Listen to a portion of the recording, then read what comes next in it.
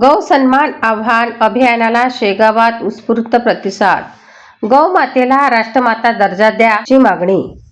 देशभर आज गौ सन्मान आव्हान अभियान राबविण्यात आले असून या अभियानांतर्गत गौ मातेला राष्ट्रमाताचा दर्जा देण्याची प्रमुख मागणी सरकारकडे करण्यात आली. या पार्श्वभूमीवर शेगाव शहर व तालुक्यातील गौपालक, गौशाळा धारक आणि गौरक्षक यांनी एकत्र येत आपल्या मागण्यांचे निवेदन प्रशासनाला सादर केले. या अभियानाच्या अनुषंगाने सर्वप्रथम गौपालक व मालकांचा सत्कार करण्यात आला. त्यानंतर सकाळी 10 वाजता शहरातील श्रीरामनगर येथून भव्य मिरवणूक काढण्यात आली.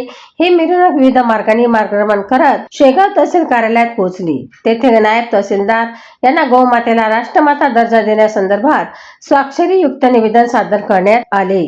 दरम्यान माऊली स्कूल ऑफ स्कॉलरच्या विद्यार्थ्यांनी सादर केलेल्या पथनाट्याद्वारे गौ संवर्धन व संरक्षणाबाबत जनजागृती करण्यात आली. या उपक्रमाला उपस्थित नागरिकांनी उत्स्फूर्त प्रतिसाद दिला.